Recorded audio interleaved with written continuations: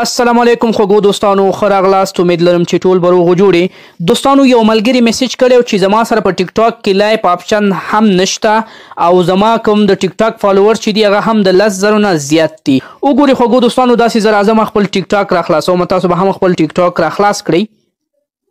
ټیک ټاک چې خوږو دوستانو کله تاسو راخلاص شي او تاسو راشي د جمع نښې ته، نو دلته وګورئ خوږو دوستانو په دې ټیک ټاک کې زما سره هم لایف آپشن نشته. څنګه به یې رافالو؟ ډېر سمپل دوستانو، تاسو به دې نه داسې بهر شئ. خوږو دوستانو تاسو به راشئ، اول کلیک به پروفایل باندې واخلئ. پروفایل کې به خوږو دوستانو تاسو راشئ او دغه 3 خطونو باندې به تاسو کلیک واخلئ او دلته به خوږو دوستانو تاسو سیټینګ ان پرایوسي باندې یو کلیک واخلئ. دې برخې ته به داسې ورشئ. سیټینګ ان پرایوسي برخه کې به دوستانو تاسو راشئ، ریپورټ ا پرابلم دې برخه باندې به داسې کلیک واخلئ. سمپلی ریپورټ ا پرابلم برخه کې به خوږو دوستانو تاسو راشئ دغلته د رایټینګ ته، په دې رایټینګ باندې به تاسو داسې کلیک واخلئ او دلته به بیا هم خوږو دوستانو تاسو په دې نوټ باندې کلیک واخلئ.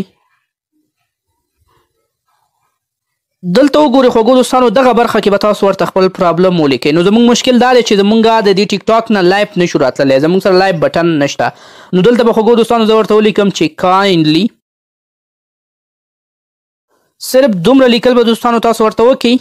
له دې نه وروسته به خوږو دوستانو تاسو له دغې برخې نه دا ریپورټ سبمیټ کئ، یعنې اکسپټ به یې کئ. وګورئ خوږو دوستانو دغه ریپورټ به سبمیټ شي. خوږو دوستانو دغه ریپورټ چې کله دلته اکسپټ شو، تر 4 ساعتو پورې به ستاسو لایف آپشن ستاسو په ټیک ټاک باندې راشي.